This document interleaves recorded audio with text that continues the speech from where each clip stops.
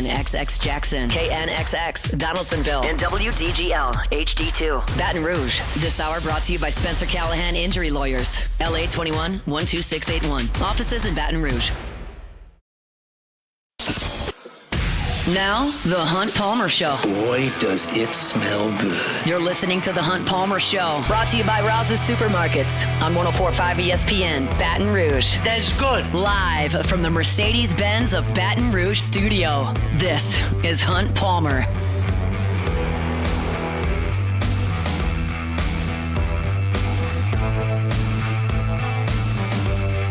Welcome in. Hunt Palmer coming to you from the Mercedes-Benz of Baton Rouge studio downtown in the capital city on this Thursday. It means we're brought to you by Rouse's Markets. Jacob Beck and Cassie Spazzali back there on the ones and twos. We're working towards the weekend. Luke Johnson from Saintsland at 1:15. That's 15 minutes from right now. Obviously, lots to get to on that front with Luke. We got a college football playoff semifinal tonight, and I'm excited about it. I don't have a rooting interest. I don't have to give a lot of emotional investment into it. I can just sit back and watch and see who wins. I'm very much looking forward to that. I've got a piece up at LouisianaSports.net right now. LSU basketball problems. Are they fixable? I'll give you some of that at the end of hour number one. Dennis Allen sat down, did a podcast with Jay Glazer this week, and we'll hear some of that sound at 2 o'clock about the day that he was fired, about his thoughts on his time as the head coach of the New Orleans Saints. I think it's very interesting. So we'll hear from Dennis Allen a little bit later. Chris Blair, the voice of the Tigers, with us back from cold Columbia, Missouri, but headed up to probably pretty cold Oxford, Mississippi coming up this weekend. We'll talk hoops with Blair, and then we'll do some LSU football in the second hour as well. Plenty to get to here on this Thursday. Appreciate you hanging out with us. Let's get things started the way they get started every day, that Genesis opening drive. It's time for Hunt's Opening Drive, presented by Genesis of Baton Rouge. Ross Dellinger has got an awesome piece up at Yahoo. I'm going to talk about it for the next 10 or 12 minutes. I would highly suggest you go read it, because I could not in any way go into the depth that he has gone to in this piece, in this segment, and I'm just going to kind of tear off from it and talk about LSU within it. So if you want like the whole scheme of things, highly suggest you go check out Ross's piece. It's titled, "With NIL Era Ending, College Sports is on the Verge of Seismic Change. How will schools adapt with industry in upheaval?" And here is, I'll boil this down like as far as I can condense it. We used to do an exercise in journalism school when I was in college where they would give us a news article, and we would have to cut it in half. And then you'd have to cut that in half. And then you'd have to cut that in half. And then all of a sudden you'd have one sentence. You would take the entire article and boil it down to a sentence. I'm not going to boil this long article down into one sentence, but this is basically the nuts and bolts, surface level on this story by Ross. Basically, right now it's the wild, wild west. You got boosters, and they're deciding we're just going to pay players an unlimited amount of money, and we're going to shape our football, basketball, baseball, soccer, lacrosse teams however we want to shape them. Here we go. There's the cash. That's what we're doing right now. Revenue sharing is imminent, and when that comes, there will be some guardrails on.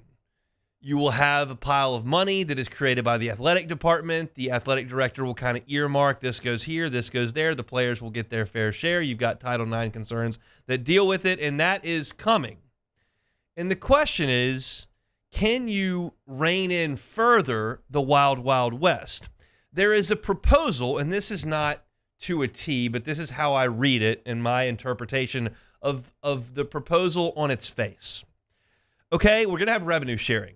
And you'll have this pool of money, and Ohio State's will be bigger than Toledo's, and LSU's will be bigger than Tulane's, but you've got your share of money, and essentially LSU and Bama and Auburn and Georgia and Florida should be on level footing, and Troy and Rice and Louisiana Tech should be on the same footing, and this is kind of how we're going to try to start this. And then on top of that, players can make their NIL money outside of the revenue sharing, but it will be cleared with an NIL clearinghouse that deems what the market value is for that. In other words, I think everyone understands, and this is just using an example that's local, I think everyone understands that if Jaden Daniels comes right off the Heisman set and holds up a box of chicken with the Raising Cane's logo on it, there is value for Raising Cane's in that. it goes to social media, and you're just using a high-profile person, their name, their image, their likeness, to market your product. I had never heard of Viore 3 years ago. Never heard of it. I know what it is now because I follow Livy Dunn on social media, and she posts stuff with Viore, and I'm watching TV, and I say, oh, there's Livy Dunn, and there's Viore. I don't even know what else they make besides athletic wear. But clearly it's worked because Livy Dunn is in my social media and television world. She goes to school down the street from me, and she has marketed that product. She's worth something to them. And that is very easy to deal with. Now, when you've got someone who's sold their interest in an oil and gas company, okay, and has hundreds of millions of dollars, and they're just writing checks to defensive ends, is there a return on that? And that's kind of what this article lays out as the proposal of, okay, we've got revenue sharing, that's paying players. You've got these high-profile collegiate athletes across all sports that have value to businesses. We want them to be able to capitalize on that. They have to be.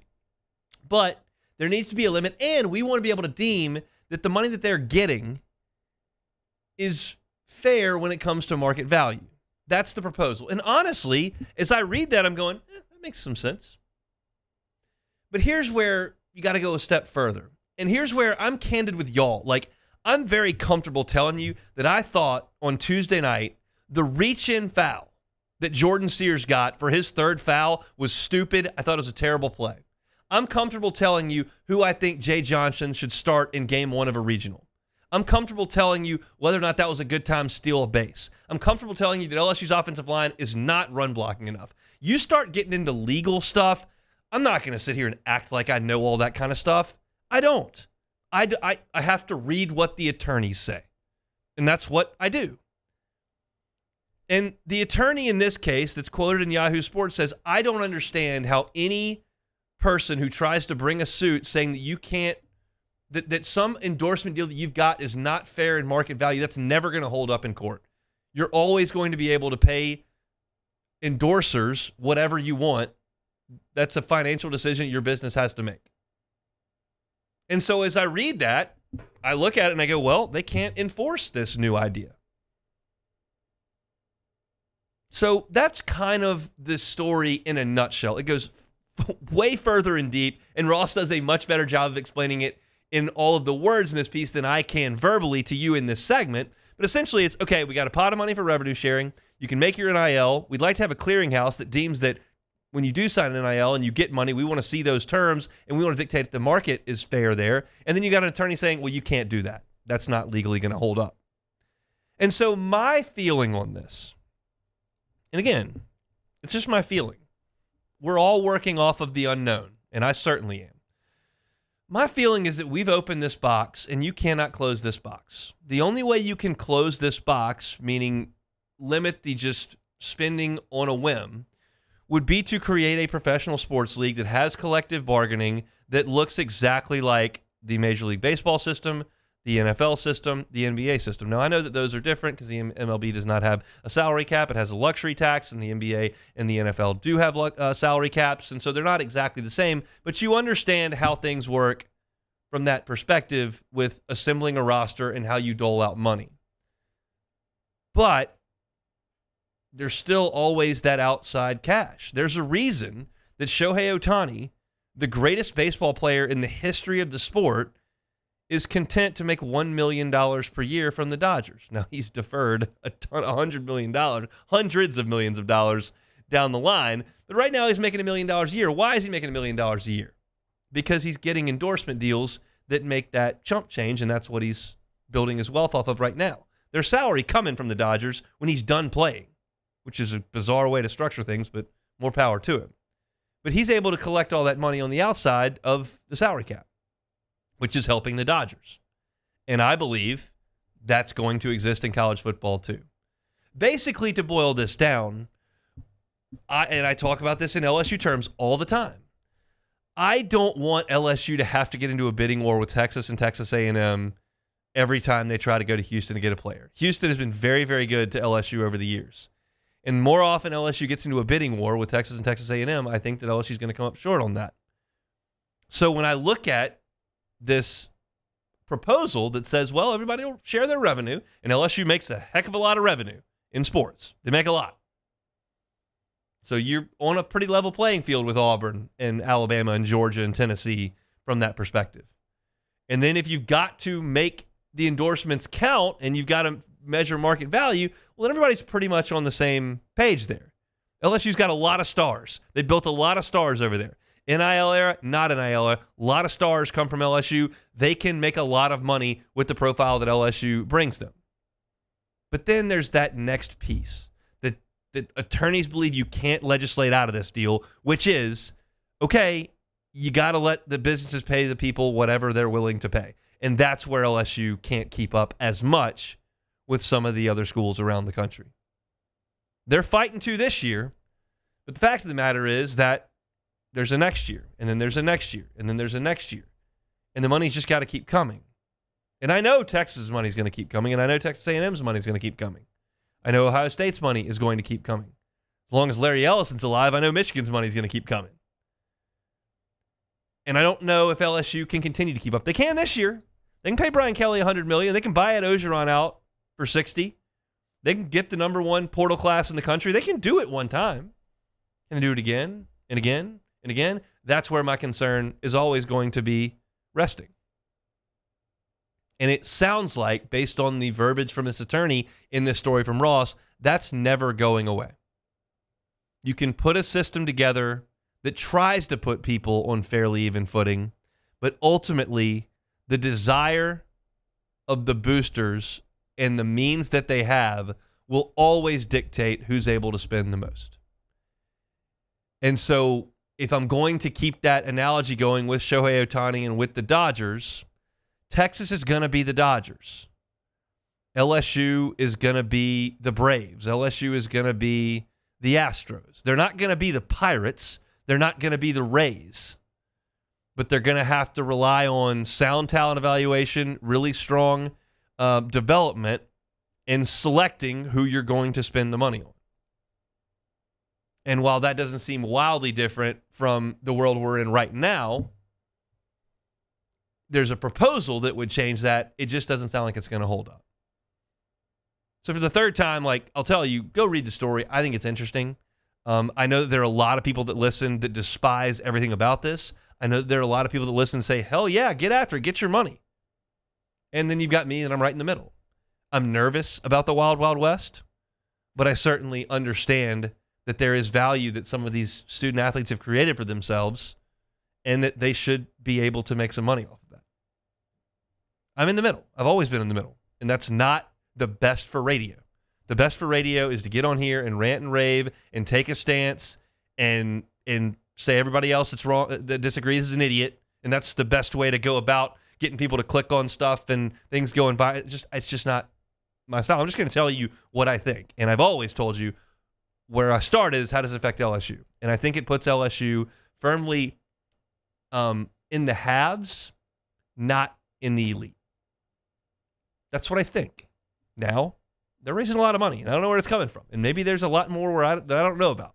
But you're going to have to continue to try to keep up year over year over year.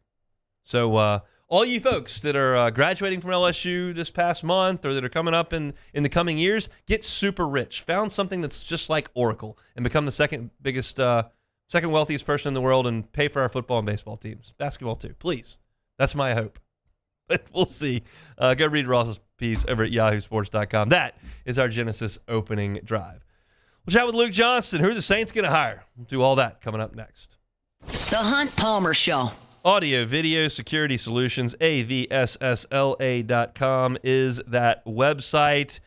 Security is important. Nothing really more important than the security of your house, your family. And at the Palmer House, we trust our security system with the folks at Audio Video Security Solutions. I told you earlier that last week, Mitchell Fisher and his team came out and installed a keypad for our burglar alarm in our living room, in our bedroom, so we know when the doors open in the bedroom. Well, my wife wasn't super thrilled about that this morning when I went to run at 5:40, and it told her that I opened the door and locked the door and then armed the burglar alarm when I left because it kept waking her up. But she's safe because we can handle all that through the folks at Audio Video Security Solutions. We've got keypads at the front door, keypad at the back door, cameras on both doors. If that's something that you don't currently have and would like to get into it, Mitchell Fisher and his team do it all the time, and we have been thrilled not only with the installation, but with the customer service after the installation. Mitchell Fisher's always a call away. It's a beautiful thing to have the owner of the company's phone number right there at the push of a button. His cell is 225-439-7920. Again, that's 225-439-7920. It's Audio Video Security Solutions. You can check them out online at avssla.com. At Bayou Automotive, we believe in a sales process that puts you first. We want you to experience an easy purchase with clear pricing and great service. Let Bayou Ford and Bayou Chrysler Dodge Jeep Ram be your trusted partners in finding your perfect vehicle. The crew at Bayou Automotive is going to do right by you.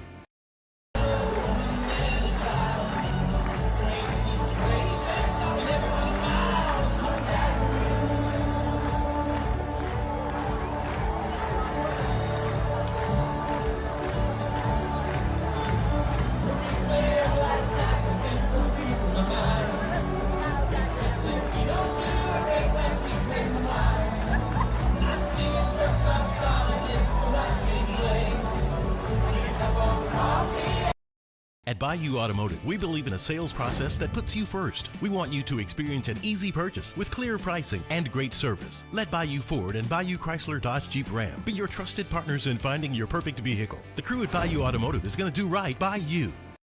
At Auctioner, we know healing is a team sport. That's why we've partnered with world-renowned orthopedic surgeon Dr. James Andrews to create the Auctioner Andrews Orthopedics and Sports Medicine Institute.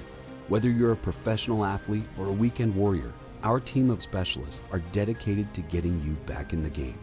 So whatever your reasons are for reaching your personal best, we've only got one: you. Auctioner Andrews Institute. Long live you. Jerry and Benny Payne began Central Plumbing Company out of their driveway in Tanglewood Subdivision.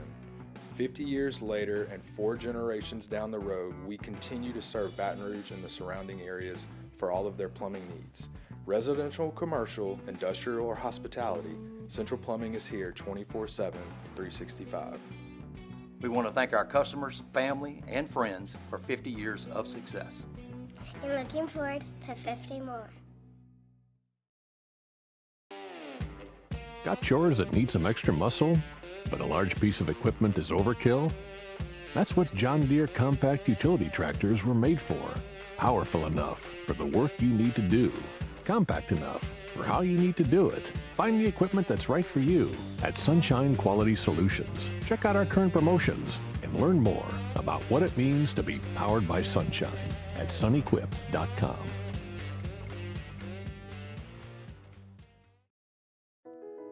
I've been doing business with Luba for 25 years. They're dependable, trustworthy. It's just the attention to detail with our clients. Our folks have years and years of experience. They're highly trained professionals, but many companies have that asset. What I'd like to think makes Luba a bit different is that we use those talents in a way that truly is. You're listening to The Hunt Palmer Show, brought to you by Rouse's Supermarkets.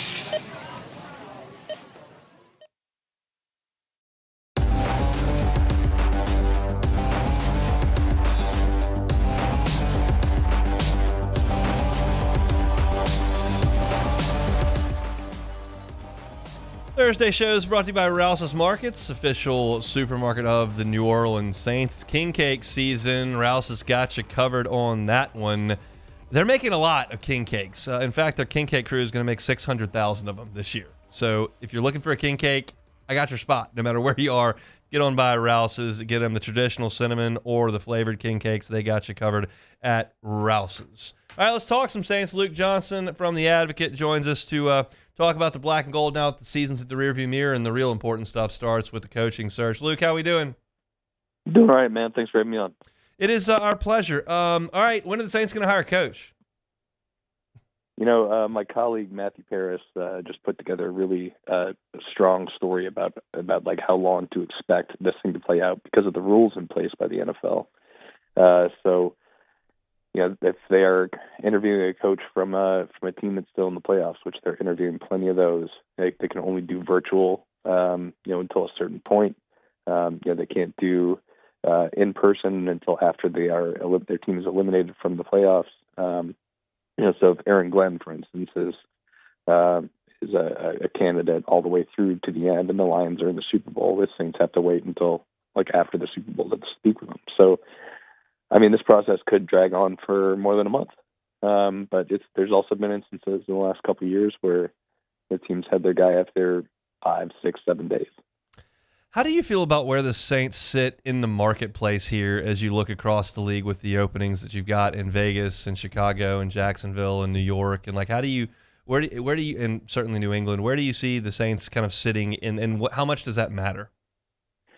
I think it does matter. I think it matters quite a bit, just especially when you're looking at how they are going to try to get out of this roster hole.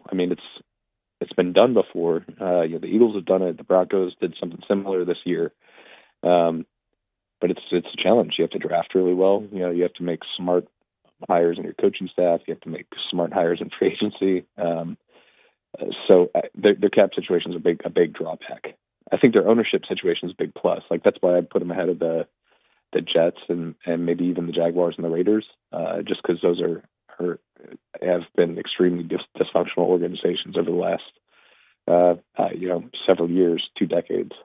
I think the Bears kind of fall into a similar spot. They just have a really interesting young roster. Obviously, they've got Caleb Williams as a quarterback, and they got a bunch of cap space. They were pretty good toward the end of the 2023 season. They were pretty good toward the start of this season, and they weren't able to put a complete season together. But if they get the right guy there with all that money they can spend in free agency, I think they could turn that around really quick. And the same thing goes for the Patriots. I think those are the two clear best jobs. Patriots have $131 million in cap space, plus Drake May at quarterback. They can legitimately go worst to first by making a bunch of smart acquisitions. Are you in the camp that believes that Mike Vrabel is going to be the head coach of the Patriots and Ben Johnson is going to be the head coach of the Bears? Yeah, I think so. Okay. Just for the reasons I laid out. I think I do think that it'd be really interesting if the Patriots decided to go with Ben Johnson, if they convinced him to take that job, and he's like, I really like Drake May and I really like Austin and all this cap space. I think that could be a fun wrinkle in this whole thing, but I think the chalk picks are Johnson to the Bears and Vrabel to the Patriots, and then it's just kind of wide open from there. Do you feel like Aaron Glenn is the front runner for the Saints job? I do. I think to me, when I'm looking at it, I think it's Aaron Glenn is a pretty obvious front runner, and then I think I like Joe Brady kind of right behind him just because of their familiarity with him, his kind of proven success, and he's young, so I think all that stuff works in his favor. But there's a lot of different ways this can go. They could be bringing somebody. They could bring Mike Kafka in. I don't understand the appeal behind Mike Kafka, but he might blow them away in the interview. And you got to remember that this is the organization that hired Sean Payton in 2006. And Sean was a position coach. He'd been a fired offensive coordinator. He was a guy without not a really impressive resume, but he blew them away. So it's just something you got to consider when you're thinking about these things. Is they have a history of kind of ignoring that sort of stuff and looking for other traits. What is Derek Carr's role in this entire thing? I don't mean is he helping them hire a coach? Certainly that's not the case. But I mean, do you think what role does he have in the interview process? You've talked about quarterback a number of times with the other organizations. Yeah, I think it could be a factor working against them, and it could be something working for him. I don't know. You saw, I think he played pretty good in Clint Kubiak's offense this year. Yeah, obviously, he's not a top 5 NFL quarterback, but I think if you're a coach, you're do I have baseline functional quarterback play at the organization? Yes. Then it could work in their favor. But somebody could look at this roster and be like, I don't want Derek Carr as my quarterback, and I'm going to have to eat $50 million if I decide to move off from him this season. or he's just going to cost me $50 million to be here next year. I think it's the beauty's in the eye of the beholder in this one, because I think it really could go either way, and it could work against them or work for them. What do you think about Kingsbury? I think he's not going to leave that situation. I don't think any of the jobs that are available right now are like slam dunks. And I think considering the way his first coaching job went, considering the way this year went with him kind of having fun coaching football again with Jaden Daniels, considering whose staff he's on, Dan Quinn waited like 3 years and is like one of the top coaches in the hiring cycle before he found the right position for him. I think this is just going to be a situation where he winds up back in Washington next year. But I think when you're looking at proven offensive play callers, I think he's right up there at the top. Anybody that we haven't mentioned that you think is worth discussion at this juncture? I think Kellen Moore is a really interesting one. I don't know if it would be what I do, but it was only 3-4 years ago when he was like the Ben Johnson of his cycle. He was like the hotshot young coach, and he had the Cowboys offense just really clicking, and it kind of fell apart for him a little bit. But he had a revival season in Philly. I think he's a really interesting candidate. I don't know if he fits like the culture setter, culture builder type coach. And that might be what the Saints are looking for. But in terms of offensive play calling, I think he'd do a lot worse than him. Last one here, Luke. Appreciate a little bit of time. Do you believe Mike McCarthy's back in Dallas, and how would that shake things up if he's not? I'm going to go yes.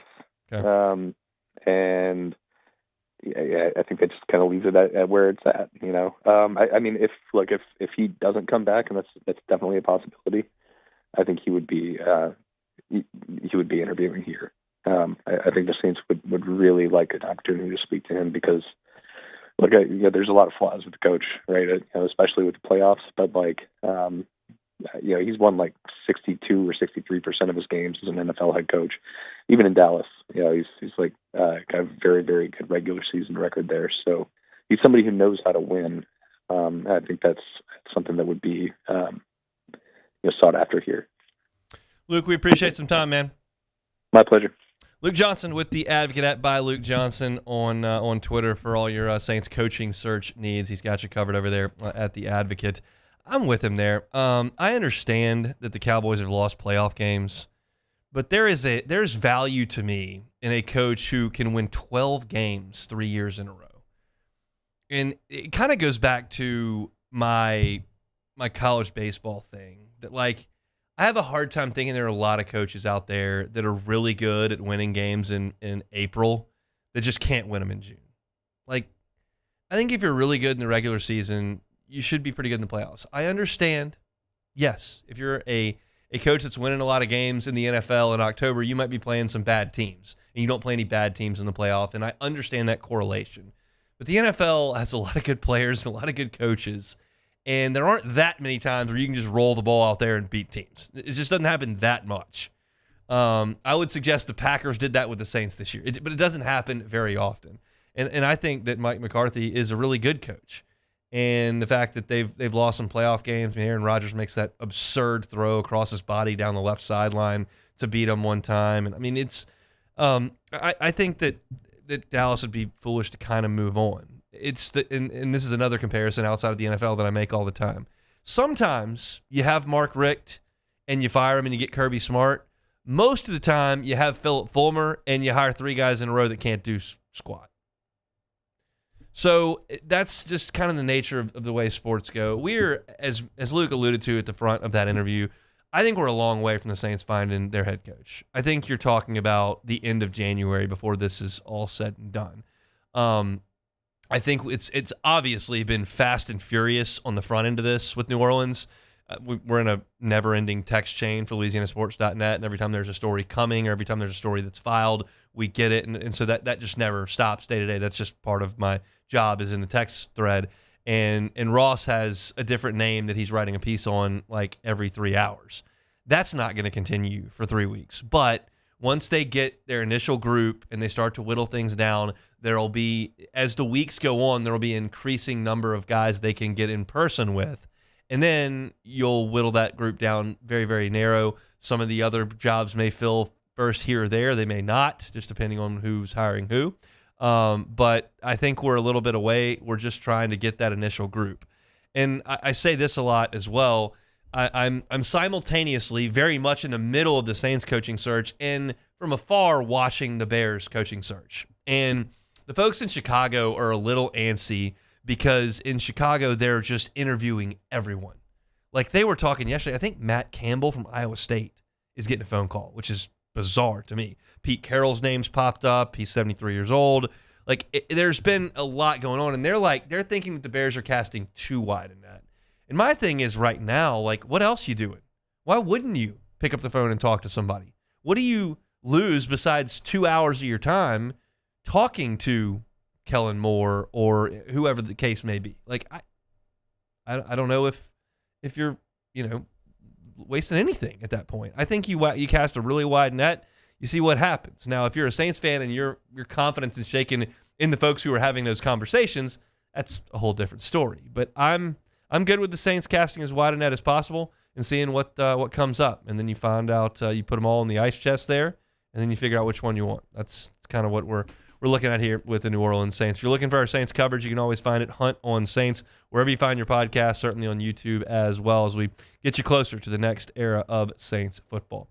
Let's take a time out. When we come back, we've got playoff football tonight, and I'm fired up about it. Some of the statistics are really cool, huge brands. Let's talk about it next. The Hunt Palmer Show. At Bayou Automotive, we believe in a sales process that puts you first. We want you to experience an easy purchase with clear pricing and great service. Let Bayou Ford and Bayou Chrysler Dodge Jeep Ram be your trusted partners in finding your perfect vehicle. The crew at Bayou Automotive is going to do right by you. Got chores that need some extra muscle, but a large piece of equipment is overkill? That's what John Deere compact utility tractors were made for. Powerful enough for the work you need to do. Compact enough for how you need to do it. Find the equipment that's right for you at Sunshine Quality Solutions. Check out our current promotions and learn more about what it means to be powered by sunshine at sunequip.com. At Bayou Automotive, we believe in a sales process that puts you first. We want you to experience an easy purchase with clear pricing and great service. Let Bayou Ford and Bayou Chrysler Dodge Jeep Ram be your trusted partners in finding your perfect vehicle. The crew at Bayou Automotive is going to do right by you.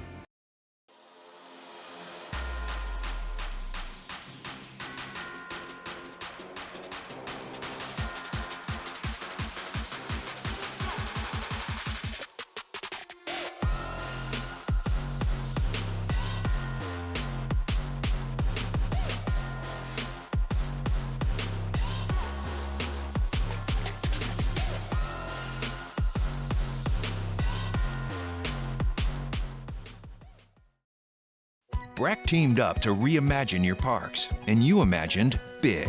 With your help, we went to work, creating 12 beautiful community parks across the parish. A family-sized water park, miles and miles of trails, and parks just for your dogs.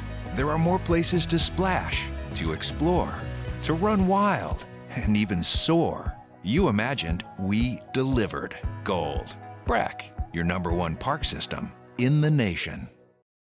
At Auctioner, we know healing is a team sport. That's why we've partnered with world-renowned orthopedic surgeon Dr. James Andrews to create the Auctioner Andrews Orthopedics and Sports Medicine Institute. Whether you're a professional athlete or a weekend warrior, our team of specialists are dedicated to getting you back in the game. So whatever your reasons are for reaching your personal best, we've only got one: you. Auctioner Andrews Institute. Long live you. Jerry and Benny Payne began Central Plumbing Company out of their driveway in Tanglewood subdivision. 50 years later and 4 generations down the road, we continue to serve Baton Rouge and the surrounding areas for all of their plumbing needs. Residential, commercial, industrial, or hospitality, Central Plumbing is here 24/7, 365. We want to thank our customers, family, and friends for 50 years of success. And looking forward to 50 more. I've been doing business with Luba for 25 years. They're dependable, trustworthy. It's just the attention to detail with our clients. Our folks have years and years of experience. They're highly trained professionals. But many companies have that asset. What I'd like to think makes Luba a bit different is that we use those talents in a way that truly is dedicated to serving the needs of the folks who depend on us. Dylan Cruz here to tell you about Six Rings Baseball and Softball Camp. If you live on the North Shore and play ball, go to Six Rings Camps with former LSU assistant coach Dan Canaveri. His knowledge is second to none, and your child will improve and have fun doing it. Camps were held at Coquille Park and Six Rings Academy in Covington with 4 sessions over the summer. Full day and morning only sessions are available from ages 7 to 13. This is the Hunt Palmer Show, brought to you by Rouse's Supermarkets.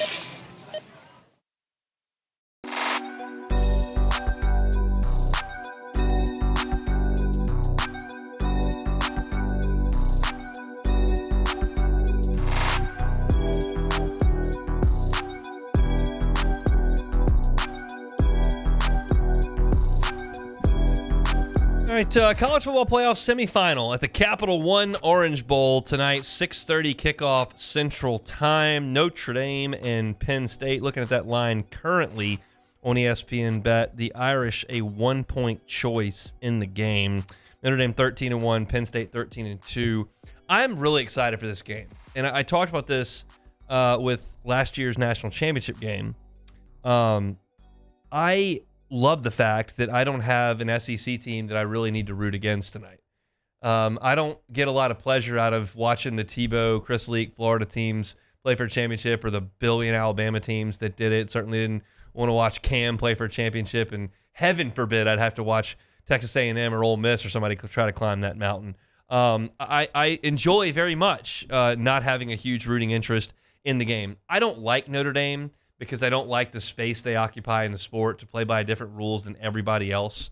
They set their own schedule instead of a conference commissioner setting their schedule. I realize they kind of play in the ACC, and you've got the basketball team play in the ACC, and the women's basketball teams in the ACC, and the baseball go play in the ACC, but football's not playing in the ACC. I don't like that all of our college football playoff or BCS rules have to start with the best such and such conference or Notre Dame. I don't like that, but I don't really care about Notre Dame. So I don't. If they win tonight, that's not going to be any sweat off of my brow. And then Penn State is a non-factor to me either. You're talking about teams that last won national championships in 1986 and 1988. I was born in 1988, so they haven't won championships in my entire lifetime, and I appreciate teams that have never climbed the mountain climbing the mountain. Now, I've seen Texas win a title. Now, they haven't won that many of them, but I've seen them do it, and certainly I've seen Ohio State win a title. But fan bases that have been starving for this long, I think it's fascinating to watch. Like, I had never seen Georgia win a national title before they beat Alabama a few years back, and to watch the jubilation that they had in that game, that's just kind of cool to me. And somebody is going to win tonight, and it'll be the biggest win in a lot of their fans' lifetime. And I think that's very, very cool. So what does this game look like to me? Well, I really enjoyed, again, I reference these quite often in these playoff games. Bill Connolly just does a great job breaking down these games with advanced analytics. I can't necessarily tell you how he conjures up all the advanced analytics, but I can interpret them when he puts them pen to paper.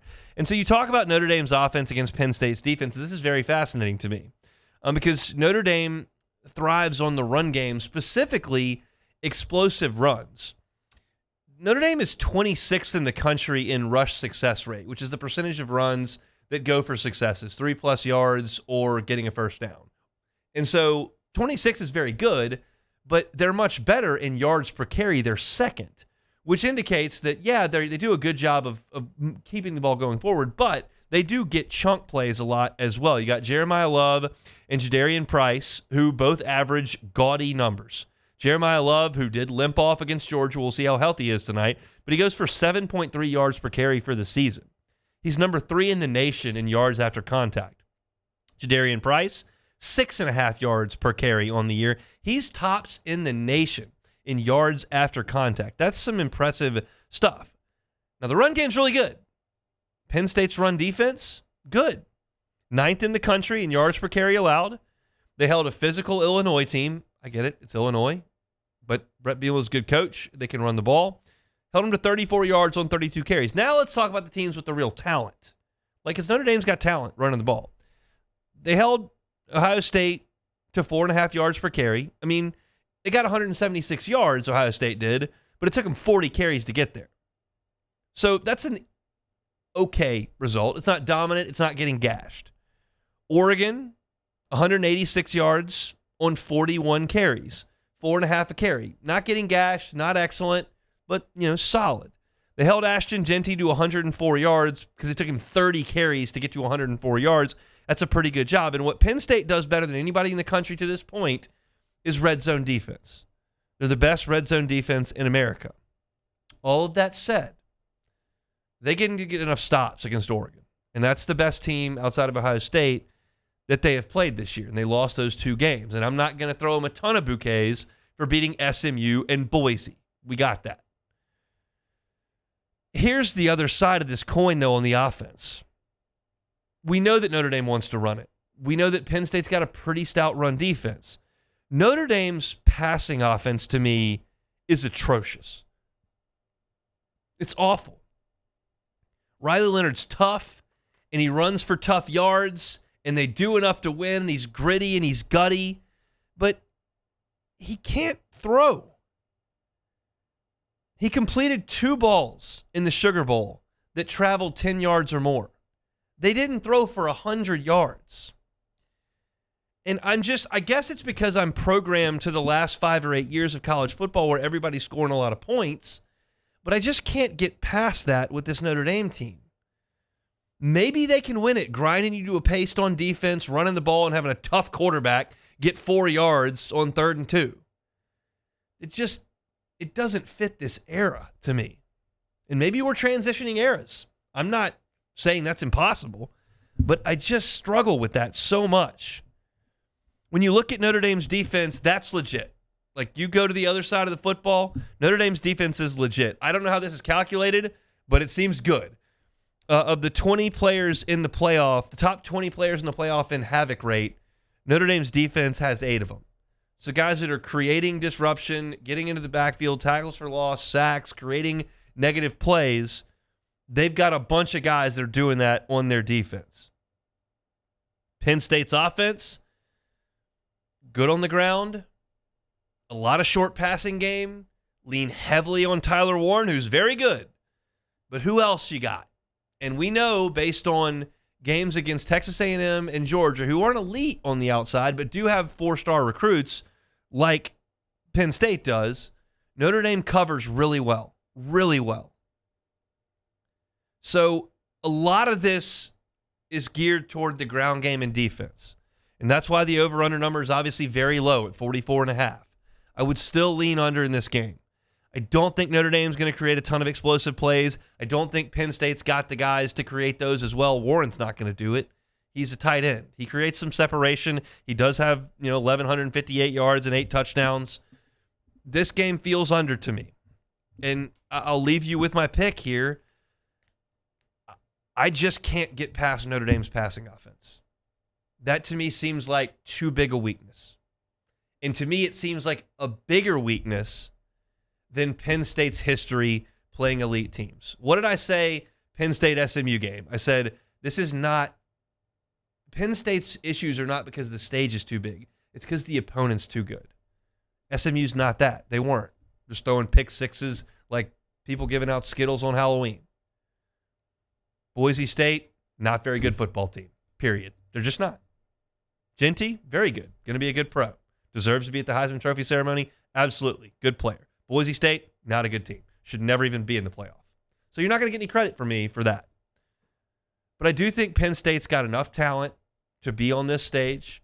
And I don't think Notre Dame is what those Michigan teams, those Ohio State teams, that I don't think they're of that talent level and ability level. And I don't think they are at quarterback either. Penn State's problem is not stage, it's opponent. when you play the beast teams in college football, you're not good enough. I don't think this Notre Dame team is a beast team in college football. I think Notre Dame is a good team. And if Riley Leonard goes out there and throws for 116 yards tonight, I think they'll lose. And I think he will. I don't think he's going to throw for 196 and 2 touchdowns. If he proves me wrong, have at it. I cannot wait to watch the game. Great scene down at the Orange Bowl. Weather's going to be better there than it is everywhere else in the country right now.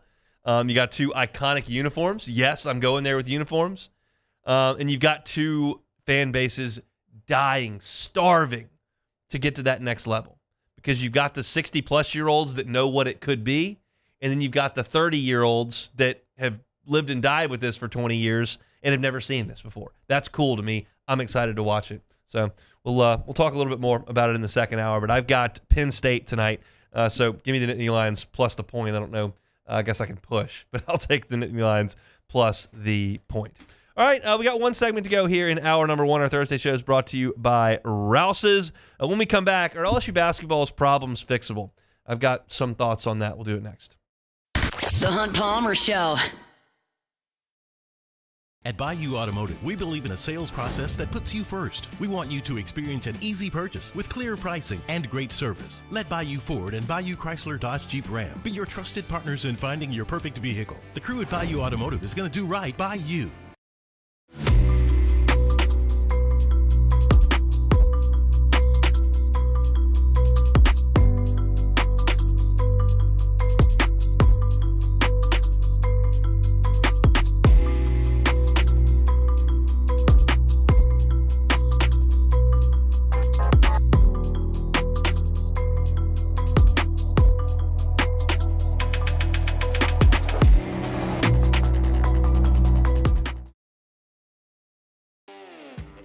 Got chores that need some extra muscle, but a large piece of equipment is overkill? That's what John Deere compact utility tractors were made for. Powerful enough for the work you need to do. Compact enough for how you need to do it. Find the equipment that's right for you at Sunshine Quality Solutions. Check out our current promotions and learn more about what it means to be powered by sunshine at sunequip.com. Gulf Coast Office Products is a nationally recognized Savin office equipment dealer based right here in Louisiana. Over 100 employees strong, Gulf Coast has the boots on the ground to support all vertical markets from education, engineering, legal, and finance. With the latest in office technology from desktop to production segment units, Gulf Coast and Savin have the perfect fit for you. Call 225-756-2644. That's 756-2644 for Gulf Coast Office Products. Breck teamed up to reimagine your parks, and you imagined big. With your help, we went to work, creating 12 beautiful community parks across the parish. A family-sized water park, miles and miles of trails, and parks just for your dogs. There are more places to splash, to explore, to run wild, and even soar. You imagined, we delivered. Gold. Breck, your #1 park system in the nation. At Auctioner, we know healing is a team sport. That's why we've partnered with world-renowned orthopedic surgeon Dr. James Andrews to create the Auctioner Andrews Orthopedics and Sports Medicine Institute. Whether you're a professional athlete or a weekend warrior, our team of specialists are dedicated to getting you back in the game. So whatever your reasons are for reaching your personal best, we've only got one: you. Auctioner Andrews Institute. Long live you. Gulf Coast Bank and Trust is giving our customers the power to bank anywhere, anytime during this challenging event. And we're right there with you. Our mobile banking app is a smart way to manage your money and time. Gulf Coast Bank and Trust, the bank that cares about you.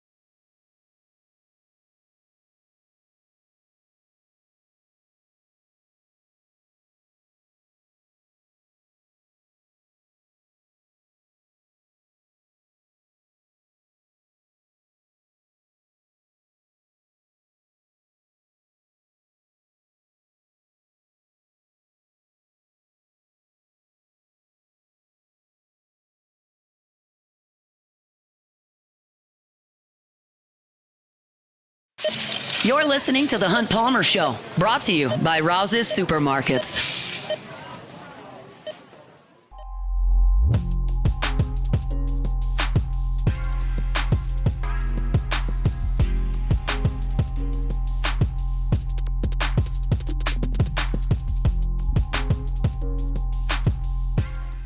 College football Twitter is ablaze right now, so we'll kind of shift courses and close out the hour with this breaking news from Pete Nakos over at On 3.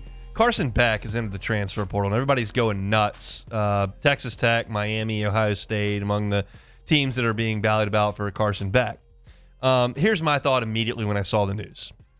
Y'all probably don't even remember this, but Thatcher Hurd entered the transfer portal last year before the draft. And everyone's like, why is he into the transfer portal? Isn't he going to go to the draft? Why would he leave? He should come back. And I'm going, I don't think he's going to use it. But you're not punished for entering the transfer portal. And if he wanted to explore something else after the draft, then he could. And last year, Thatcher Hurd got drafted and signed for high six figures and didn't transfer anywhere. So Carson Beck, to me, because the transfer portal window is closed for Georgia. So he would have to enter in the spring and not this portal window. So he couldn't go anywhere right now. I think he's just going to go through the draft process, which he's already declared for, and someone will pick him in the second round or something, and he'll go into the NFL. But if people are scared about the UCL injury and the Tommy John surgery, which, by the way, is supposedly far less significant for a quarterback than a starting pitcher, if the NFL teams balk at that, well, you create a bidding war.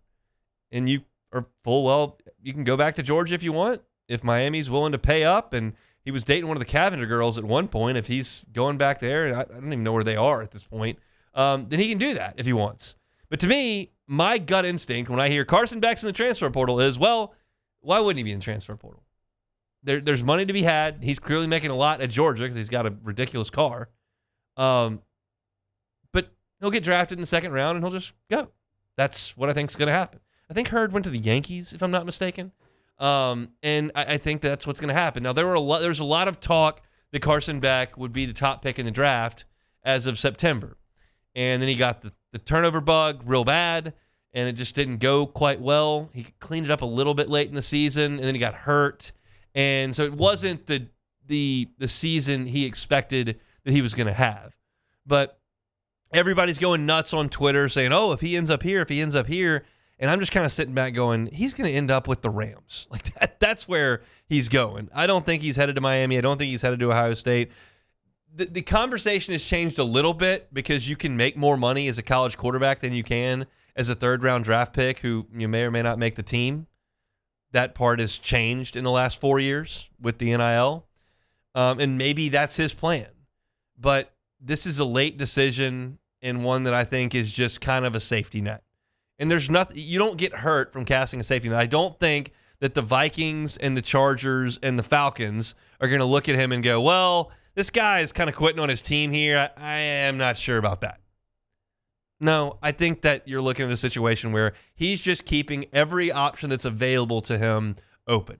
He's got an option to go back to Georgia. He's got an option to go to the draft. He's got an option to get in the transfer portal and go wherever he wants, and there will be money waiting for him wherever he goes. There's money at Georgia. There's money at Miami. There's money at Texas Tech. There's money at Ohio State. There's money with the Cleveland Browns. Like, wherever he wants to go, there's money. And he's a big dude with a big arm and a lot of talent, and I just don't necessarily see this as a huge story. Now, you're looking at the same guy who told you I didn't think Bryce Underwood's huge NIL offer was a huge story, and I looked like a freaking idiot that day. So I'm willing to look like one most days. But that was my first instinct when I saw that pop up on Twitter. I've got my buddies text me saying, why would he go in the portal? He's at Georgia. Well, why wouldn't you? There's no punishment for going in the transfer portal. You just keep every option available. So again, Carson Beck's entered the portal. It's closed for Georgia right now, so he can't literally get in until the spring window, which is after spring practice. So, again, he can't even go through spring practice with a new team. I just have my doubts as to whether or not this is actually going to come to fruition. I believe his name will be called at some point, second day of the draft, and I believe that will be his future in football. If not, more power to him. Go wherever you need to go. I don't know how Georgia fans will feel about that. Don't know how they feel about Gunnar Stockton. Don't know how they feel about Carson Beck. But That's the news of the day, at least. He's headed into the transfer portal. That story will be up at louisianasports.net pretty quickly here. Speaking of louisianasports.net, we got a new series going on called Portal Profiles, where I'm profiling every single entrant into the transfer portal for LSU and kind of giving a 3-part synopsis of that new player. It's a what do we know, what's the fit, and then my projection for what that player is going to do. T-Bob's talking about it on the morning shows. Did Dikeem Jackson yesterday from Florida, Barian Brown today from Kentucky. So if you're interested in reading some of that with football, go to louisianasports.net and check it out. Our Thursday show is brought to you by Rouse's. Looking for a king cake? They got lots of king cake at every single Rouse's, like right when you walk in the door. They're everywhere. Check those out. They bring you our Thursday shows each and every week. All right, let's come back and talk some football. Coming up next on the Palmer Show. The Hunt Palmer Show. Genesis of Baton Rouge. GenesisofBatonRouge.com is that website. When you think Genesis, think luxury. It's a luxury vehicle. Get behind the wheel. You won't question it anymore. They're phenomenal, phenomenal vehicles. They are sleek and stylish. They're comfortable. They drive exceptionally well. They're very, very safe. And they come at a reasonable price. Genesis is fairly new to the game here in Baton Rouge as older dealerships go. They're right there at Airline and Pico. Only been there a little over a year and a half. So you probably haven't been by. Highly suggest you stop on by Genesis of Baton Rouge. You can work with their phenomenal brand ambassadors that'll get you behind the wheel of one of those awesome vehicles, help you test drive it. And once you become a Genesis driver, how about a 10-year, 100,000-mile warranty? How about 3 years of complimentary maintenance? It's all part of being a Genesis driver. You can check them out online at genesisofbatonrouge.com. That's online, genesisofbatonrouge.com. At Bayou Automotive, we believe in a sales process that puts you first. We want you to experience an easy purchase with clear pricing and great service. Let Bayou Ford and Bayou Chrysler Dodge Jeep Ram be your trusted partners in finding your perfect vehicle. The crew at Bayou Automotive is going to do right by you. Got chores that need some extra muscle, but a large piece of equipment is overkill? That's what John Deere compact utility tractors were made for. Powerful enough for the work you need to do. Compact enough for how you need to do it. Find the equipment that's right for you at Sunshine Quality Solutions. Check out our current promotions and learn more about what it means to be powered by sunshine at sunequip.com. The Windsor Senior Living Community in Mandeville, Louisiana is a beautiful, vibrant apartment community geared toward seniors. They are nestled right in the heart of Mandeville, where seniors live a more carefree lifestyle in spacious apartments with the peace of mind that comes from having a little extra help. Call the Windsor at 985-624-8040 to schedule a lunch and tour. Come see how the Windsor can be your passport to peace of mind. Jerry and Benny Payne began Central Plumbing Company out of their driveway in Tanglewood Subdivision. 50 years later and 4 generations down the road, we continue to serve Baton Rouge and the surrounding areas for all of their plumbing needs. Residential, commercial, industrial, or hospitality, Central Plumbing is here 24/7, 365. We want to thank our customers, family, and friends for 50 years of success. And looking forward to 50 more. I've been doing business with Luba for 25 years. They're dependable, trustworthy. It's just the attention to detail with our clients. Our folks have years and years of experience. They're highly trained professionals, but many companies have that asset. What I'd like to think makes Luba a bit different is that we use those talents in a way that truly is dedicated to serving the needs of the folks who depend on us. Dylan Cruz here to tell you about Six Rings Baseball and Softball Camp. If you live on the North Shore and play ball, go to Six Rings Camps with former LSU assistant coach Dan Canaveri. His knowledge is second to none, and your child will improve and have fun doing it. Camps were held at Coquille Park and Six Rings Academy in Covington with 4 sessions over the summer. Full day and morning only sessions are available from ages 7 to 13. Go to sixringsbaseball.com or call 985-206-9096. Learn the game to love the game.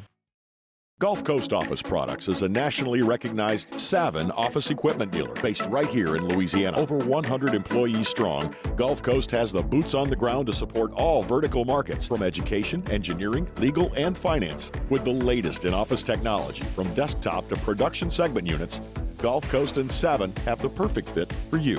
Call 225-756. This is SportsCenter. I'm Doug Brown. Ravens leading wideout Zay Flowers is out for Saturday night's wildcard game against the Steelers. Flowers hurt his right knee against the Browns and hasn't practiced this week. The Raiders fired GM Tom Telesco today after only one season on the job. This move comes 2 days after the team fired head coach Antonio Pierce. College football playoff semifinal number 1 at the Capital One Orange Bowl tonight in Miami. Penn State plays Notre Dame. And ESPN's Chris Budden believes a Nittany Lions win would be important for head coach James Franklin. They know the noise is there of you can't win the big one. So, regardless of the fact that this is a semi playing for a national championship, just being able to say you beat a top 5 team would mean a lot to what his resume is at State College. Chris Budden on game night. She'll be on the sidelines. Coverage of Penn State and Notre Dame starts at 7 Eastern on ESPN Radio, TV, and the app.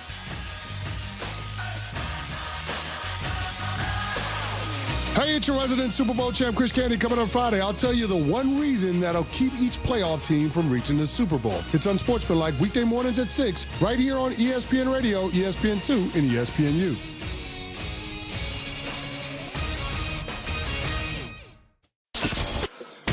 Now, The Hunt Palmer Show. Boy, does it smell good. You're listening to The Hunt Palmer Show, brought to you by Rouse's Supermarkets on 104.5 ESPN, Baton Rouge. That's good. Live from the Mercedes-Benz of Baton Rouge studio, this is Hunt Palmer.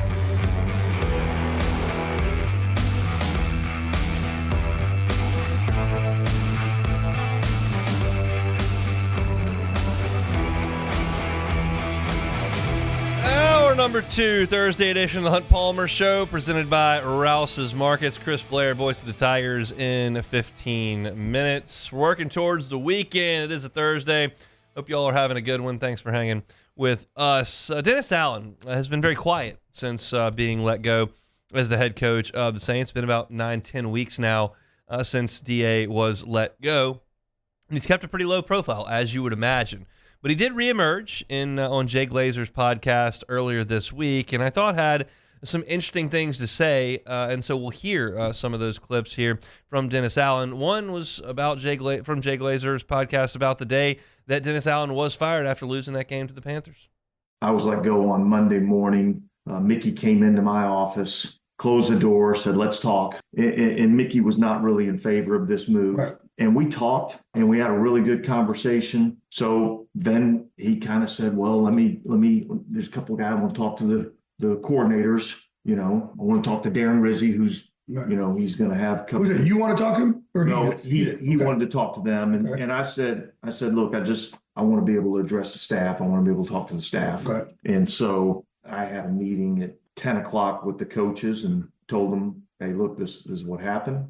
This is I got to let go. It's a hard conversation. It's an awful conversation. Yeah, that's a little peek behind the curtains there. And he knows that when that happens, and Will Wade talked about this when he was let go. Will Wade had been making a lot of money, and he felt like he was going to be just fine.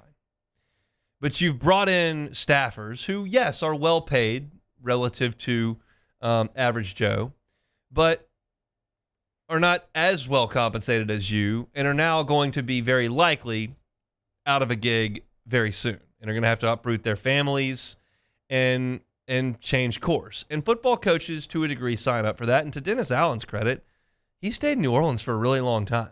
Like, that just doesn't happen very often. And so he was able to kind of put roots down here for a long time, but a lot of coaches don't. Like Clint Kubiak's going to show up in February and have to leave again in February. And so there's a human side to that Dennis Allen absolutely wanted to express to those guys, because the second a head coach is let go, the staff is very, very likely to follow. And he felt guilty about that, as he said in the podcast, and wanted to speak with the coaching staff. Now, the question is, did you address the team? And Dennis Allen spoke to that point. In the world that we live in nowadays, like things happen and it becomes now public knowledge. Right. And it happens fast. And so as a prideful man, I don't want to be walking out of the parking lot with 1,000 cameras on me, and giving that, part of the story. So most of my stuff with the players ended up being, sending a text, or a call. And I get that to an extent. I mean, when that happens, it's going to get out really quick because the reporters for that team have a lot of contacts within the organization, and that's going to come out fast. And the second that comes out, you're going to have every television station and every news reporter with a Twitter camera pointed at you as you walk out, with boxes or in a generic sweatshirt and get in the car and they're screaming, "Dennis, you have anything to say? Dennis, you," and it becomes a whole thing in the parking lot. And I understand Dennis Allen wanting to go, I'd like to address the team, but I'm just going to hop in the car and go, and I'll have the opportunity to speak with these guys, via text or via phone call. I think that conversation changes when a head coach leaves, specifically in the college game, which happens all the time. You've gone in and recruited young men to come play for you, and you feel like you owe an explanation as to what's next and why. I think that's reasonable. When you've been let go, you've been fired, and you've got a lot of guys in that locker room that are going to be back next year in New Orleans. You understand that there was a little bit of a fracture in the locker room based on what we found out in the coming weeks. I don't blame Dennis Allen for having that conversation with Mickey Loomis, going to the coaches that he went to, expressing them what happened and that he was obviously sorry about that, and then just getting in the car and heading home.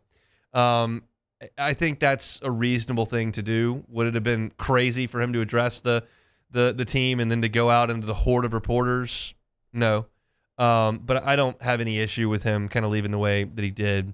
They went deeper into kind of Dennis Allen reflecting on his time in New Orleans. You've got time to do that. If this was a fresh wound, if there was some sort of press conference right after, like that's a tougher spot. But this is 2.5 months in the rearview mirror, and so DA was kind of asked, was this a failure for you?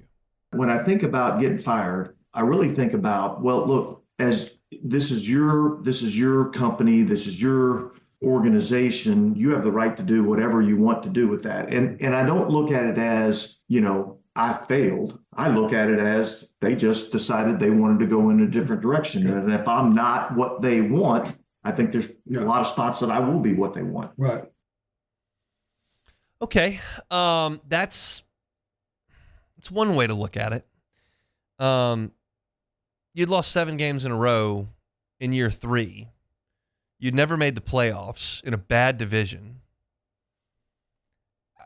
It's certainly not a success. And this is semantics, and it doesn't matter. I think there are a lot of coaches, players that would say, yeah, I failed there. And I think there are a lot of coaches that would say, they wanted to go in a different direction, and I'll have an opportunity. It doesn't matter which way you view it. As I analyze the New Orleans Saints, and I look at Dennis Allen's tenure, I would suggest that was a failure. But it doesn't mean he has to acknowledge that is the way that he feels about it. It's just interesting to hear that perspective. I believe if I sat Dennis Allen down for an interview that was solely about his time with the Saints, Jay Glazer's podcast is about mental health. It's actually entitled Mental Wealth. Jay is famously dealt with some mental health issues very publicly and has been kind of a champion for that. And that's the point of this. And I think a lot of the things that he talks about, and certainly in this aspect, was talking about the mental aspect of this, and not necessarily, why'd you go for that 4th down, or why couldn't you scheme up something better to stop the Panthers? That's not really the point of this. It's more about the process and how you handle things emotionally. And I think if I sat Dennis Allen down, he would say, look, we had a good football team. We showed that through 2 weeks. We got hurt, and we couldn't recover from it. And I could have done some things a little bit better, but ultimately, with the injuries that we had, it was insurmountable. I think he would honestly say that and believe it. And there's an element of truth to that, for sure, I believe. I also think that you're not in a position to recover from injuries in that league when you consistently bail on draft picks, trade up, not stock the shelves with enough talent. You're relying too much on undrafted free agents and free agents that are aging and past their prime, and the roster reconstruction was bad. And I don't know how much of that is Dennis, how much of that is Mickey, how much of that is Lauscha, how much of that is whoever. But the job was not done well. And if he wants to call it a failure or the organization going in a different direction, the direction's got to be away from whatever they were doing, which is his gig, and I do call that a failure. Now, Dennis Allen, to kind of wrap up the sound here, was talking about the job being more than about managing people. Oh, it's definitely more about managing people because, and again, there's so much more that goes into it than just football. In the world that we live in with social media and everything that every person does in the National Football League is lived out in the public eye. And so you're constantly having to deal with what other people's thoughts and opinions are about you. And so, again, I think that's where you just got to be able to talk to your players and get them to understand, look, again, control the controllables, control the things that you can control. Because A, you're never going to make everybody happy. B, you can't control the way somebody is going to feel about you. And that's easier said than done. That's an interesting soundbite for a lot of reasons. I think in time, we'll find out more about Dennis Allen's time in New Orleans from the player's perspective. You saw the tweets come out, some of the quotes come out in the weeks that followed, especially after those 2 wins when Dennis Allen was let go, that something was broken between Dennis Allen and the team. I can't personally speak to when that started, if it was immediately when Dennis Allen became the head coach, or if it was because they weren't having success and then the bottom kind of fell out and then the bottom really fell out and that's what triggered it. I've heard a lot of people mention the Falcons game last year. Yeah, the Falcons game. And to me, I understand the premise. I get it. And the guys who've played football feel very much on the player's side about that. To me, as a person and someone who pays attention to sports, like, I just didn't care about that. Like, I understand that there's a decorum and a sportsmanship element to it. And look, if he called in a play to kneel the ball or to sit on it, and the players just went behind his back and scored an extra touchdown at the end because they needed to get Jamal Williams a touchdown, like, I don't see any value in that. I don't really get it. And I think it's okay if Dennis Allen said, look, that's on me. Like, we didn't mean to do that. And then you just leave it. And apparently it just fractured things between the coach and the player. It just didn't seem like that big a deal. Now, if you come out as the head coach and you say, yeah, we had 2 guys, they don't know what the hell they're doing, they shouldn't really even be on this team, and you just completely eviscerate the team individually and you individually call players out, like, okay, that's over the line. Saying that's not how we operate here, and I told him that, apologized, and then just kind of left it at that, like, having a massively visceral reaction to that and causing it to become the downfall of the locker room seems extreme to me on the players' part. But the guys I know that have played, Hester, Brandon Taylor, the guys I know that have been in that locker room, side with the players on that. And look, they know much better than me. But that seemed like an overreaction by me on the players' part. And at some point, it just fell apart there. And I do, in a sense, feel for Dennis Allen with all the stuff playing out on social media so publicly with so many players. That's a part that's just tough to manage. And it goes away really quickly when you're winning games. And they just weren't winning any games. So it just magnified and magnified and magnified. And you got Michael Thomas chirping all the time and all that kind of stuff. And it became a snowball that got so big the momentum was unstoppable. And the Saints did what they had to do. The one part of that segment that I didn't harp on that I'll finish with here is that Mickey didn't agree with the decision. That's troubling if you're a Saints fan, that he felt like it was not time to make a move. I mean, think about what you got a chance to evaluate your roster playing with a renewed sense of confidence. You got a chance to evaluate a head coaching candidate. You got a chance to evaluate some stuff that could work when this clearly could not. And for him not to be able to see that is troubling. You've got to hope that he does see it now and that the Saints can move on in a completely different direction. But the podcast is Mental Wealth with Jay Glazer. If you want to check out all of Dennis Allen's sound, it's about 30 minutes worth. I thought that was some of the interesting pieces of it. So if you're looking for our Saints coverage, you can always find it. Hunt on Saints, wherever you find your sound. When we come back, voice of the Tigers, Chris Blair. That's next.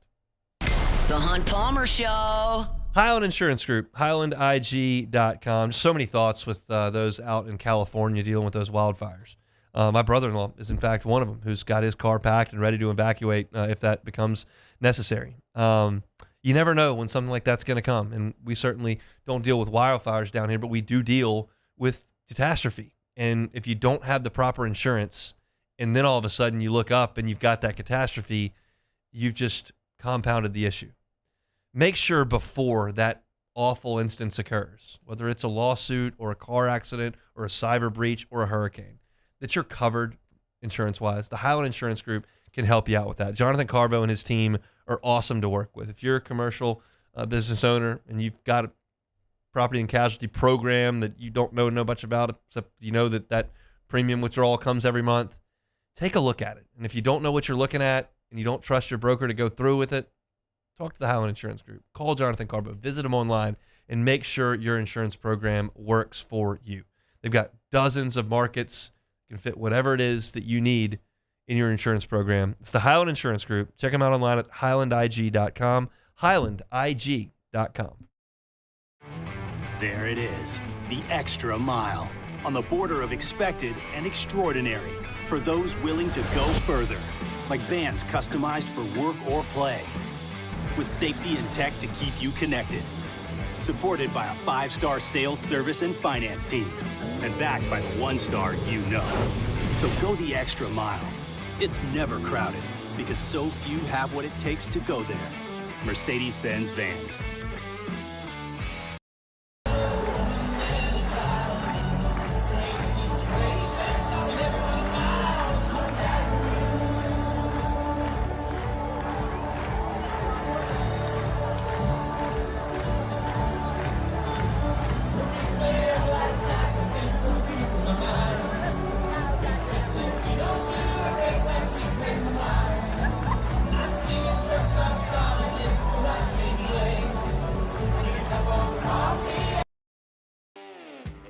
Got chores that need some extra muscle, but a large piece of equipment is overkill?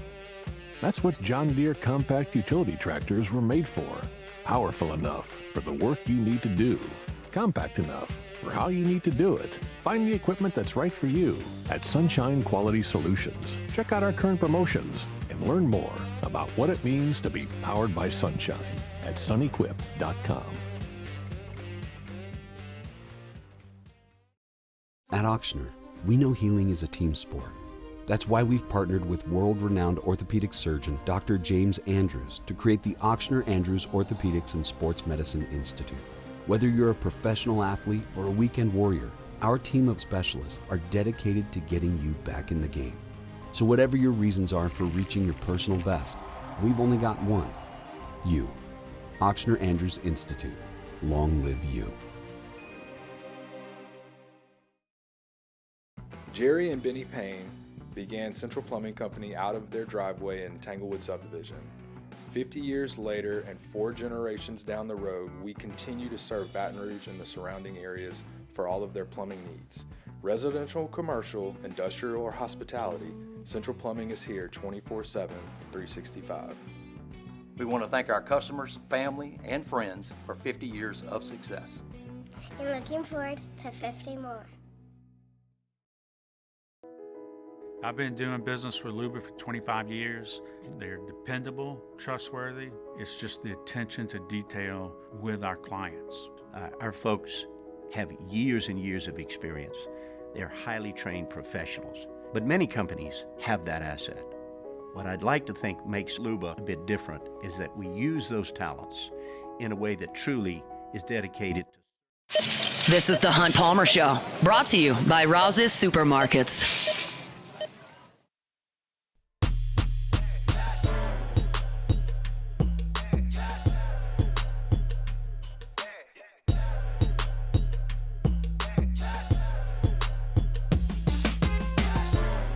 Tigers 0-2 in Southeastern Conference play on the hardwood. Lost up at Missouri on Tuesday. They'll hit the road again for Oxford, Mississippi coming up on Saturday. Chris Blair will be there for all of it on the call with John Brady on the LSU Sports Radio Network. He's always with us on Thursdays via the Jim's Firearms Hotline. Chris, how we doing?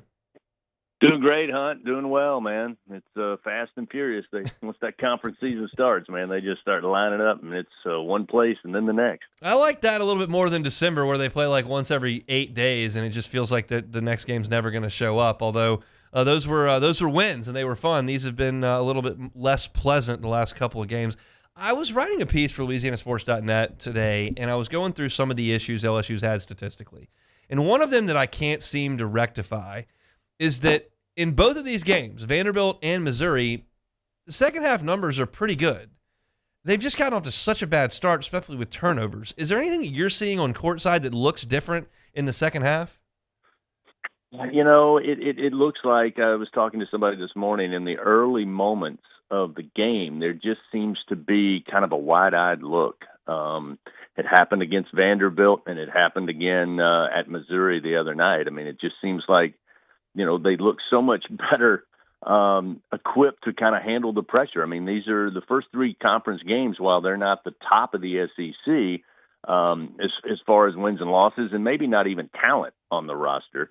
They are teams that are defined by their defense, and they're very active, and they switch on ball screens, and when you go left or right, they're right there in your chest, and you know, it just seems like we're trying to dribble a little too much early in the game and try to make one-on-one plays instead of trying to get them off balance and moving side to side from the lane. And when you go back, and I was talking to Coach McMahon last night, you know, you go back and look at some of the success. It's not as if this is the first time they've seen teams that'll do this. Now, granted, the SEC is going to have probably more talented defenders, but there's a way to do it. And it's not, you know, it's you know, as Coach McMahon says, when you draw two, you've done your job. Now get rid of the ball. There's somebody open. And it just seemed to take some time, and before you knew it, you were down, you know, big numbers, and eventually down 15 at the half. I thought they did a much better job in the second half. I mean, that's how they got a couple of big threes. That's how they got Curtis Givens going offensively. Cam Carter was the recipient of a couple of inside-out threes, again, using the pass, not the dribble. And I know, you know, we've got some guys who certainly can drive downhill, but what they could do in November and December is not what they're going to be able to do, obviously, of the last two games, and certainly probably for the rest of the schedule. You mentioned Givens. Jordan Sears got in foul trouble. Ultimately, Coach McMahon said, "You're going to sit next to me," and he let the freshman go. And he got a lot of leash on Tuesday night. What did you see, and what did Coach McMahon have to say about him on last night's show? Well, you broke up for a second. Who were you asking me about? Yeah, Curtis Givens got a lot of leash in the second half on Tuesday. Yeah, well, I mean, he's really, you know, we talked about it a couple of weeks ago. I mean, the fact is, I mean, he's always looking for the better shot. I mean, there's been times early on, again, he's a true freshman, where he's trying to make that great pass and take a good shot and make it a great shot. But he does have the ability to score. And, you know, that was one of the things, if there was a silver lining in all of it, is, you know, I don't think LSU, I mean, they're going to try to deny Cam Carter. We saw Vandy do it in Saturday's game when, you know, again, he hit the three to tie it, and then he didn't score another point until it was under a minute and the game was already decided. So you're going to have to find some more offense. And right now, the opponents, I think, and listening to Coach John Brady watching the two games, kind of the MO, and I don't think Ole Miss is going to veer from that, is they're basically going to try to jam the backcourt, and they'll take their chances one-on-one with the front court players for LSU.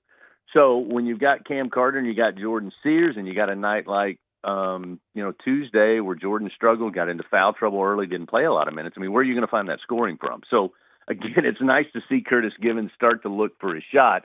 And as coaches said, I mean, they know he is a scorer, but he's got that point guard mentality. So, you know, I mean, they're going to have it's every night. It's going to have to be more than one guy. And I thought we saw glimpses of that in the non-conference, and obviously the competition has stepped up. But that's going to have to continue, and you know, hopefully he will grow from that because he is a really good shooter. And you know, again, you're going to have to get Victorious Miller kind of adjusted to the SEC. He struggled through the first two games when he was really coming into his own, you know, in the non-conference. So those are two guys that I think, you know, you're not expecting them to bring 20 points a game, but they're going to have to be able to find a way to score.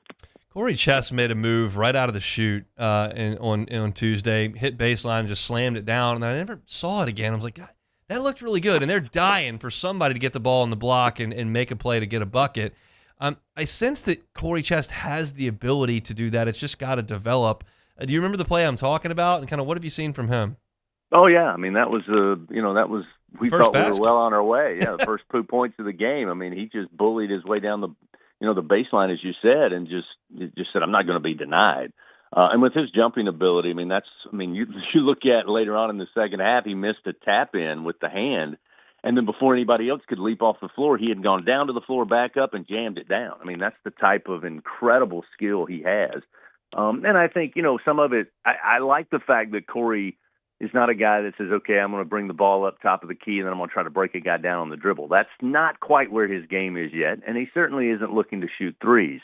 But he has the ability to change things inside the lane and from the box, and I think he's going to have to do that. And again, you hang your wishes on, I wish that guy could do that every single night, and then you forget there's still just a handful of games he's played in.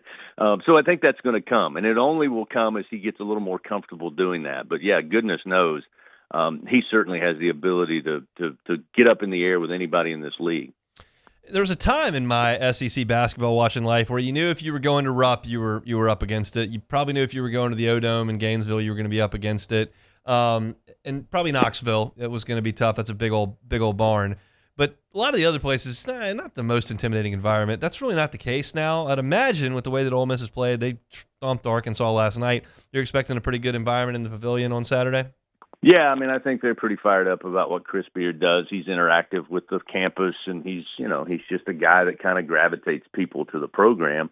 And he's another one that, they create that pressure environment. So I'm sure coming off the big win against Arkansas and Fayetteville and LSU coming to town, you better believe Ole Miss, their folks will be there, and who knows, you may see Morgan Freeman sitting courtside. And the next time we're at home will be on Tuesday against Arkansas. We won't talk to you before then. But I was listening to an Arkansas podcast earlier this morning after that lost to Ole Miss, and they were going, we got some good players, but I just don't see a lot of adjustments, not a lot of X's and O's, not a lot of changes. And I'm imagining as you hear that, you've got some friends on the Bluegrass that are going, yeah, we probably could have told you about that. It happens every single night. I'll get a string of texts that are like, you think they got buyer's remorse yet? You think Tyson wants to turn that back in? And, it's interesting because, obviously following Kentucky basketball since the time I was born, it was the last couple of years in Lexington, it just wasn't quite the same. And, you watch Arkansas this year and some of the games they've struggled. The TV folks get the coaches, 2 or 3 times a game to talk to them. And Coach Cal will say, well, this is why we're getting beat at the three-point line because, we're not playing off ball screens and we're not fighting through them or whatever the case may be. And yet the next 5 minutes will roll off and you'll realize they're not making any changes. So I don't know. It seems to be a disconnect because obviously he hasn't forgotten basketball, but they're just not being able to get, the execution part down. But, again, Arkansas will be fired up to play LSU. And I just don't think there's easy wins. And to your point, there were kind of those places that you knew you would have to have everything go your way to come out with a victory. And that's pretty much the way it is top to bottom. LSU, unfortunately, on Saturday was the only SEC team to lose at home. Yeah. So protecting the home court has been impressive. Missouri now, had won 11 in a row and defeated Kansas there, although I'm not sure Kansas is quite as good as maybe people thought preseason. But still, that's a quality win.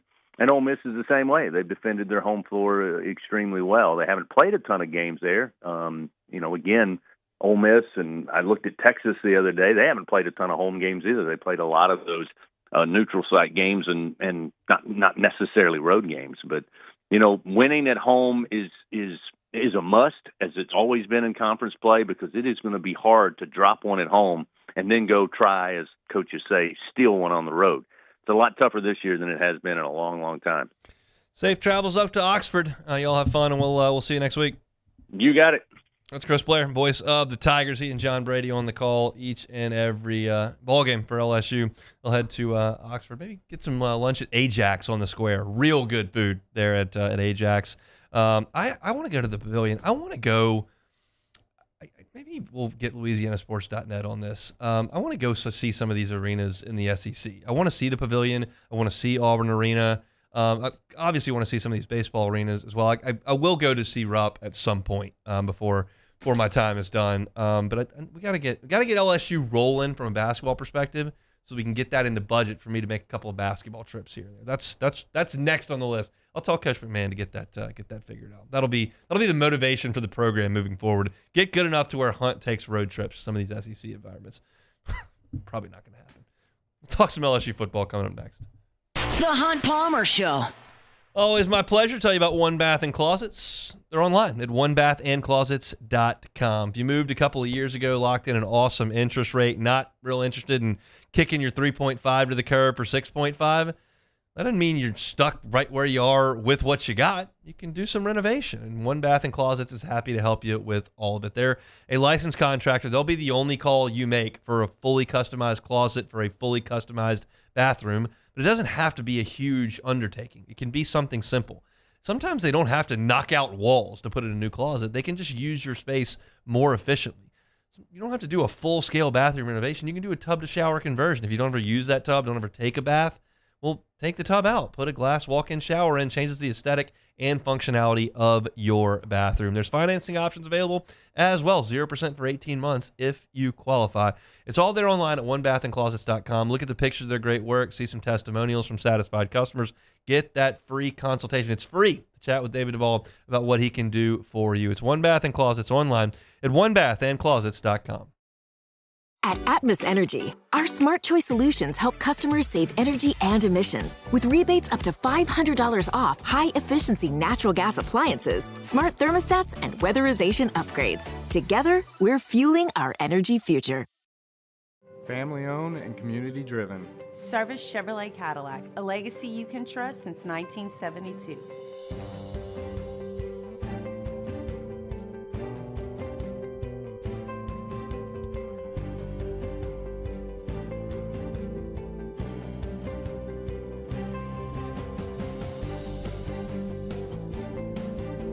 Service Chevrolet Cadillac, our family serving your family. For over 50 years.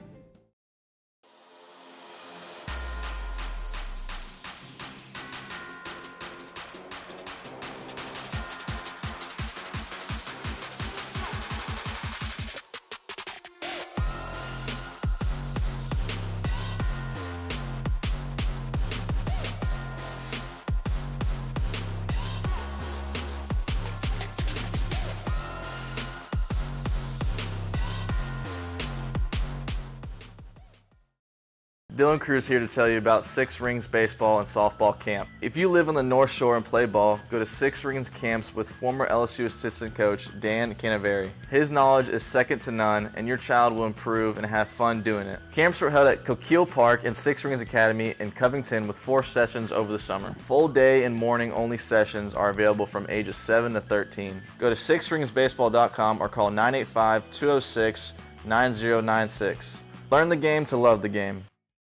Gulf Coast Office Products is a nationally recognized Savin office equipment dealer based right here in Louisiana. Over 100 employees strong, Gulf Coast has the boots on the ground to support all vertical markets, from education, engineering, legal, and finance. With the latest in office technology, from desktop to production segment units, Gulf Coast and Savin have the perfect fit for you. Call 225-756-2644. That's 756-2644 for Gulf Coast Office Products.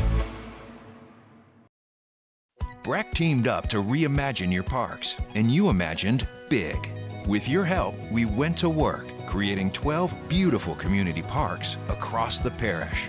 A family-sized water park, miles and miles of trails, and parks just for your dogs. There are more places to splash, to explore, to run wild, and even soar. You imagined, we delivered. Gold. Breck, your #1 park system in the nation. Looking for the ultimate game day experience? Come to the Queen Casino in Baton Rouge. Savor game day platters and snacks, plus drink specials at 1717 Kitchen and Cocktail. So come out for game. You're listening to The Hunt Palmer Show, brought to you by Rouse's Supermarkets.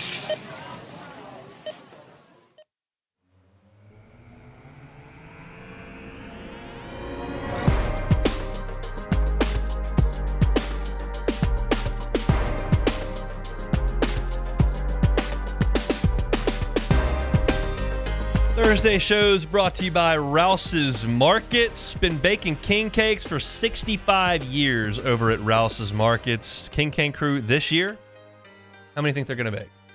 It's sizable. They got plenty of locations. 600,000 king cakes they will bake this year during carnival season, which is right now. Is at the Rouse's Burbank and Lee on Friday, and you walk right in the front of the store. They're everywhere. One whole side was just the standard cinnamon. Then they had the flavored king cakes on the other side. Beck, I'll be honest, I'm not afraid to admit this. I like the flavored king cakes. Yeah, I do too. Give me the flavored king cakes. I know a lot of people are traditional. Just give me the goods. Like, No. I'll take some filling No, in I there. need some filling. Honestly, man, sometimes, if it's only cinnamon, sometimes it can get a little dry in there. It can? It's nice to have a little bit of filling. I think Bavarian is probably my favorite, but there's a lot of different options that go around. I will say this. I sampled a king cake that was not from Rouse's yesterday, and it was one of these exotic flavors. It was terrible. I did not like it at all. I am pro like flavored king cakes. Yeah, this it doesn't was get too not crazy. good. I love Rouse's king cakes though. Fantastic. If you want to send somebody a taste of Mardi Gras, Rouse's ships their award-winning king cakes anywhere in the continental U.S. All you got to do is go to Rouse's.com to order Rouse's.com. Rouse is the official supermarket of the New Orleans Saints. I may stop on by Rouse's today and get a king cake. My wife is addicted to king cakes, and she's pregnant, so that's just a free-for-all on the king cake side. We may have to pick one of those up from Rouse's on the way home.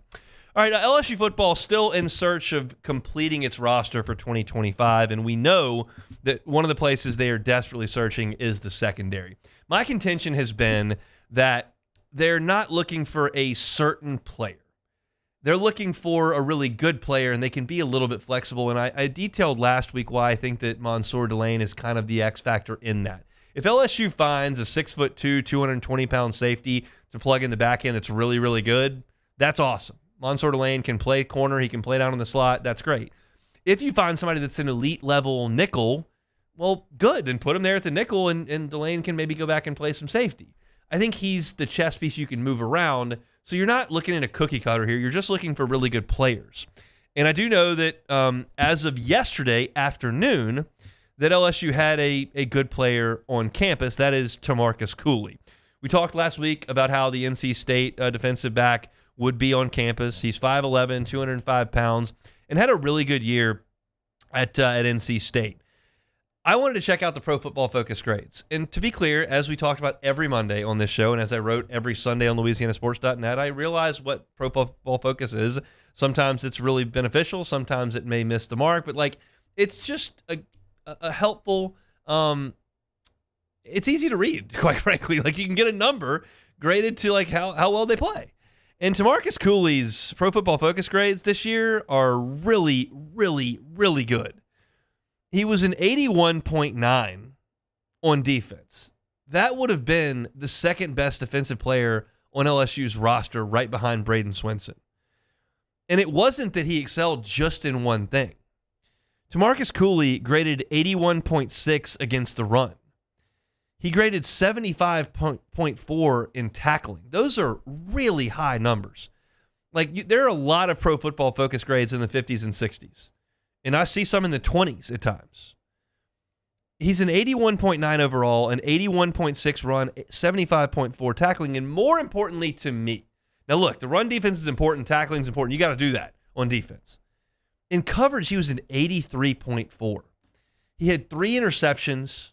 He broke up 7 passes. These grades are excellent for him, and I think would be a really good addition should LSU be able to reel him in. Shea Dixon from On3 does an incredible job of covering recruiting. And one of the things he always says when he's on Matt's show or wherever you may find him, watch what recruits do, not what they say. And I think one of the biggest developments of this week was that Tamarcus Cooley went to Oxford and then went to Baton Rouge because he committed to Ole Miss in high school. There was an attraction there immediately. And then when he goes in the portal and you go to Oxford, you know that you're going to sit down with Lane Kiffin. You're going to see Vaught Hemingway, going to look at the football complex. They might take you out to the square. And eventually you're going to have a meeting with the Grove Collective and see how that goes. And for him to leave all of that and continue on and make that trip to Baton Rouge means it's not set in stone. And then you're going to meet with Brian Kelly, and you're going to tour football ops in Baton Rouge, and you're going to see Tiger Stadium, and then you're going to meet with Bayou Traditions. And now the fact that that meeting's going to happen or has happened, that's an encouraging sign for LSU. I don't know exactly where Tamarcus Cooley would fit into LSU's defense. Maybe he's a true safety that would go back there with Deshaun Spears. Maybe he's more of a nickel. I'm not sure. And that's really not of my concern right now. That's the coach's concern. My concern, and not really concern, that's the wrong word to use, but the more important storyline here is this is a good football player at a position of need that you have gotten to take a visit after the Ole Miss visit and give this a look. Now, whether he goes to Missouri for a visit, whether he goes to Kentucky for a visit, we'll see. I'm going to show my ego here and suggest that I'm not too concerned with Missouri or Kentucky. I don't think they're going to land him. If that happens, then I'll be surprised. Ole Miss can flex their muscles, and they've got 10-win seasons to show, and certainly Missouri's had a good go the last 2 years, relatively speaking. But I can't allow myself to sit here and think that you've got LSU on the table and Missouri on the table, and LSU's apparently loaded for bear and NIL, so Missouri would either match it or come up a little bit short of that, and you would pick to go play football at Missouri. That's my ego showing. I'm aware of that. It is what it is. I think this is an LSU and Ole Miss battle based on just what I know about those two programs. And the fact that he got to Baton Rouge, I think, is a big deal for LSU. This is a big one for LSU to close. I think he's a starter. I think he's an impact player at either nickel or safety. The Pro Football Focus grades and the statistics show me that he can cover, he can play the run, he can tackle.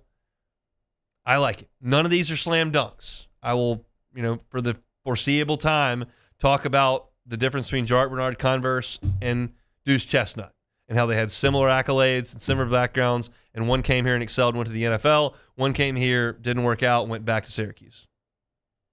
I can't guarantee that Tamarcus Cooley's a slam dunk. I like the odds, though, and hopefully LSU can slam that door.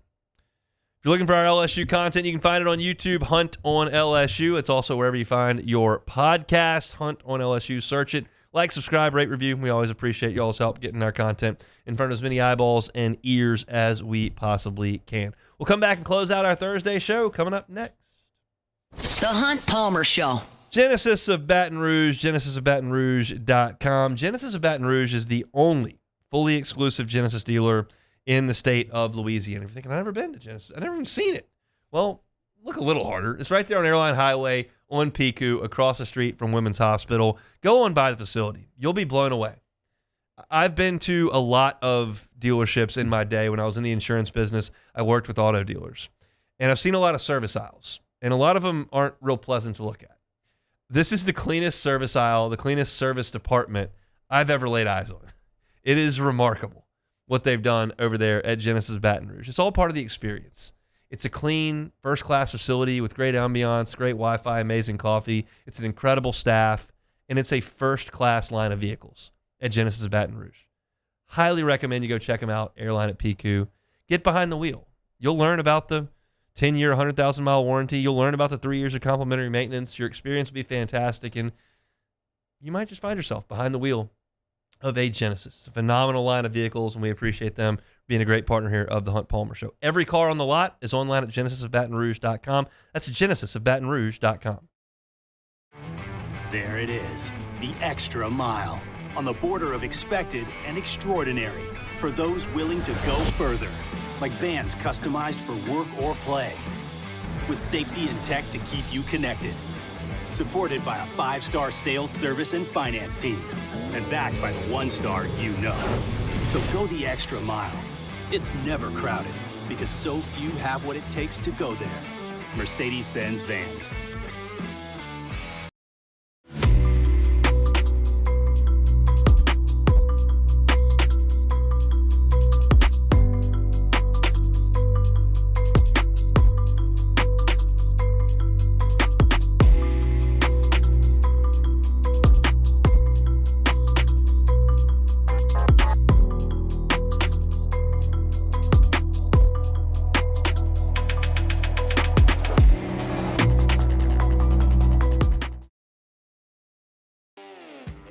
Got chores that need some extra muscle, but a large piece of equipment is overkill?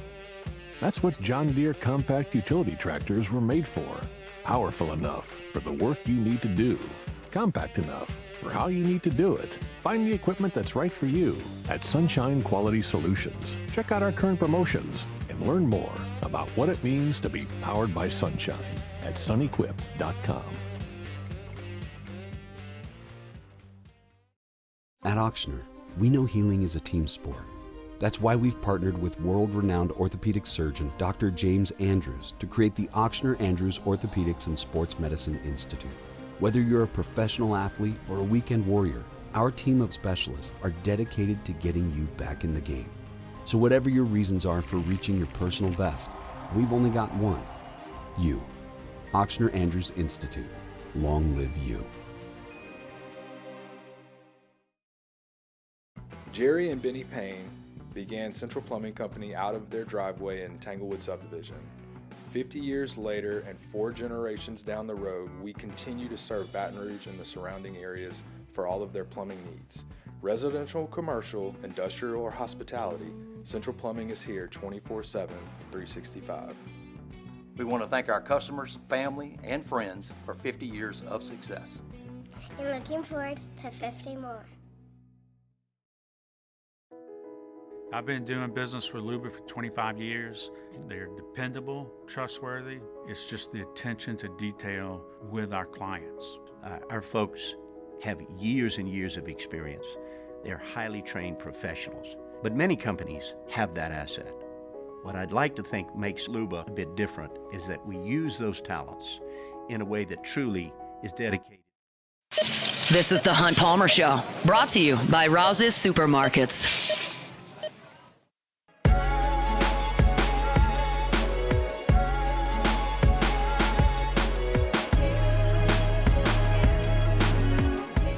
The Hooters College Football Bowl Pick'em Challenge presented by Yingling is underway. Make sure to check the leaderboard and your inbox to see if you qualify for the final round of picks and your shot at $1,000 cash and a $200 gift card from Hooters.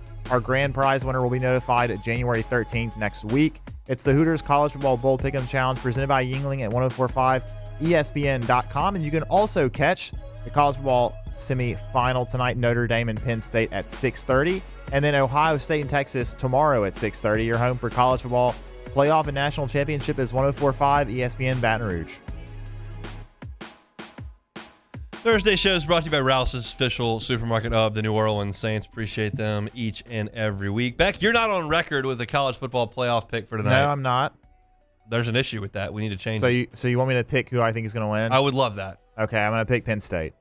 You're on my team with that. Even though I was not a believer for Penn State pretty much the whole year, including the Boise State tricked you into believing? Well, no, I just didn't.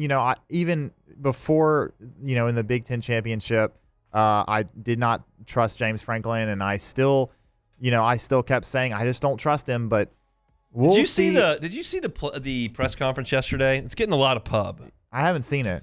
So James Franklin, I did not see the question that was asked, but they're both sitting up there. And Both coaches. Okay. And James Franklin looks at Marcus Freeman and he's like, "How old are you?" And Marcus Freeman goes, 38. Like kind of deadpans. He's like, 38? I mean, look at the hairline on this guy. And a lot of people thought it was like him trying to big time No, young he was coach. just I don't think that's what it was. A lot of people felt that way. Then he took a shot at Notre Dame and said, "I think they should be in a conference." Well, I'm assuming, my guess is, because you know how coaches and athletes are, I'm betting Marcus Freeman got back to his team after that and said, "We got to kick these dudes' butts." Like that. Yeah, the press possible. conference didn't go. I'm sure that's what he did when it happened. I don't know if James Franklin was trying to do that or not. I wouldn't think so. I find James Franklin to be a quality football coach. I find his press conferences to kind of rub me a little the wrong way.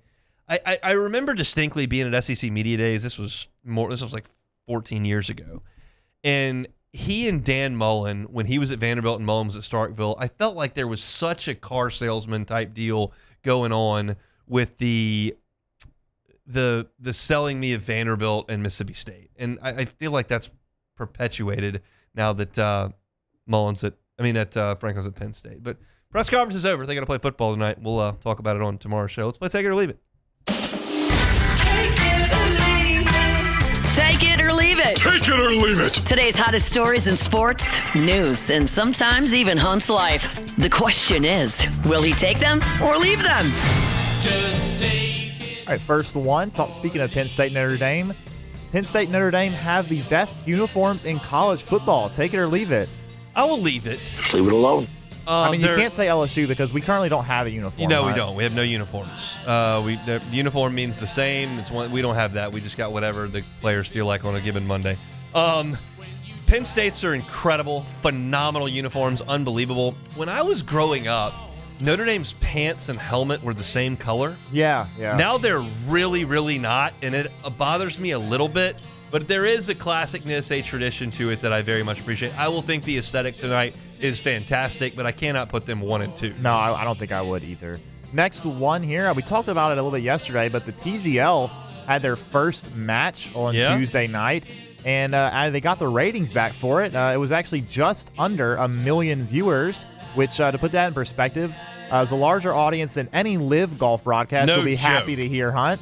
It's on TV, so that'll do it. And also actually larger than last week's PGA Tour season opener, the Century, which you may not be super happy to hear, which was on Golf Channel and NBC, but the times were a little weird. But the TGL drawing some viewership. Take it or leave it. I'll take it. Fine. I may not watch it, but they can do it. It's not taking anything away from me. Yeah. Liv is taking away from me, actively taking away from me. Did you see Kevin Na today, by the way? I forgot to mention that. I didn't. He thinks you should get an automatic entry into the majors for winning a Liv event. Oh, well, I agree with him 100%. Obviously, the Liv event is a very prestigious. You're fired. It's a very prestigious league. I don't have any firing ability, but you're fired for that.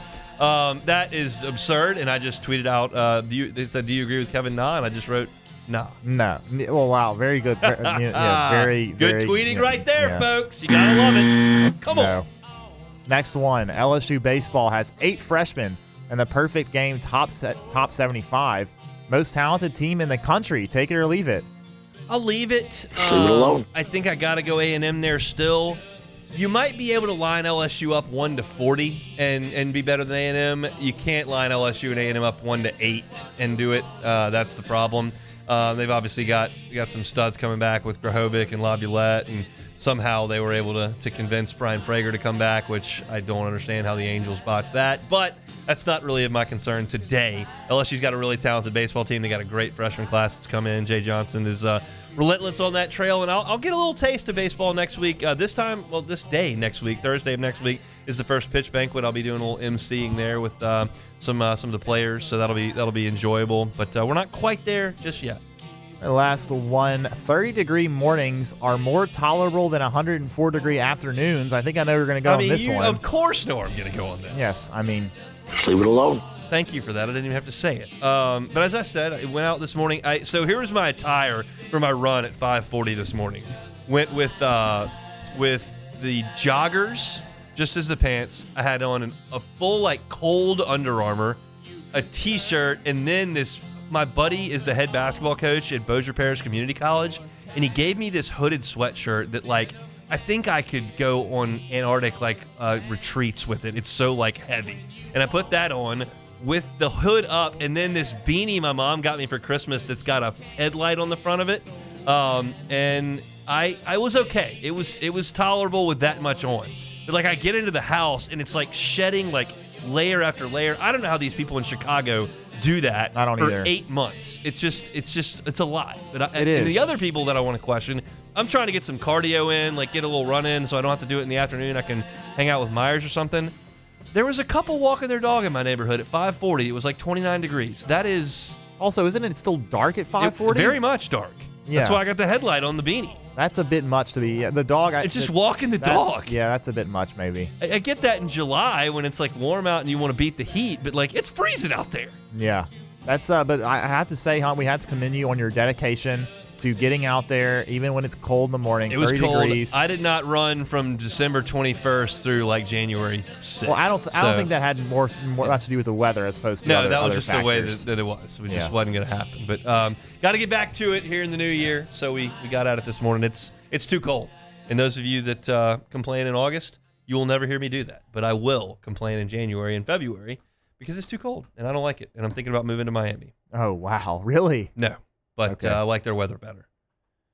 That'll do it. Take it or leave it here on this Thursday edition of the Hunt Palmer Show, presented by Rouse's. Open the show up today, talking about the new era that is coming in college football.